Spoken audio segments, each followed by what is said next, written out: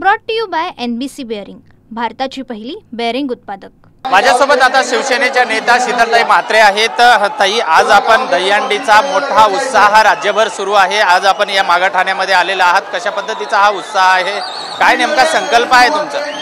मुंबई ठाणे आणि गोकुळाष्टमी किंवा गोविंदा हे एक समीकरण झालेले आहे। कारण मुंबई आणि ठाण्यामध्ये ज्या पद्धतीने गोविंदा साजरा केला जातो, सुरुवात कुठेतरी ठाण्याला आनंद दिघे साहेबांच्याकडून झाली आणि पश्चिम उपनगरामधली सर्वात मोठी हंडी म्हणून प्रकाश सुर्वेंची ही शिवसेनेची हंडी ओळखली जाते।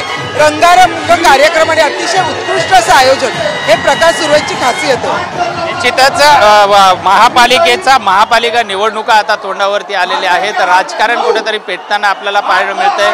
थरांचे थर सुद्धा वाढताना आपल्याला दिसतात। काय नेमकं बघा, लोकसभेला सुद्धा महायुतीनेच हंडी फोडलेली, विधानसभेला सुद्धा महायुतीने हंडी फोडली।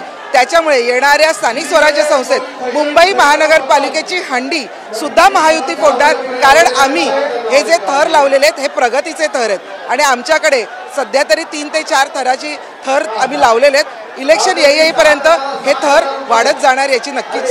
या महापालिका निवडणुकीमध्ये जसं विधानसभेमध्ये की महिलांसाठीचा जो बजेट ठेवण्यात आलेलं होतं, या महापालिकेमधली काही वेगळी अशी सरकारची महायुतीची काही घोषणा आहे?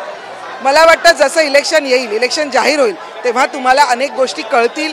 मला समोरच्यांच्याकडे डिपॉझिट जप्त होण्यासाठी सुद्धा लोक उरणार नाही याची मला खात्री आहे। निश्चितच ह्या होत्या शिवसेनेच्या नेत्या शीतलताई म्हात्रे आणि येणाऱ्या महापालिका निवडणुकीमध्ये समोरच्याचं निश्चितच डिपॉझिट जप्त होईल असा विश्वास सुद्धा त्यांनी व्यक्त केला आहे। व्हिडिओ जर्नलिस्ट किशोरसह विजय गायकवाड, TV9 मराठी, मुंबई।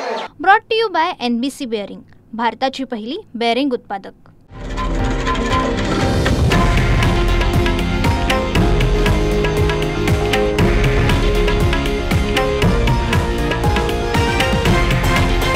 हे आहे देशातील नंबर 1 न्यूज नेटवर्क आणि आपण पाहत आहात TV9 मराठी, एकमेव।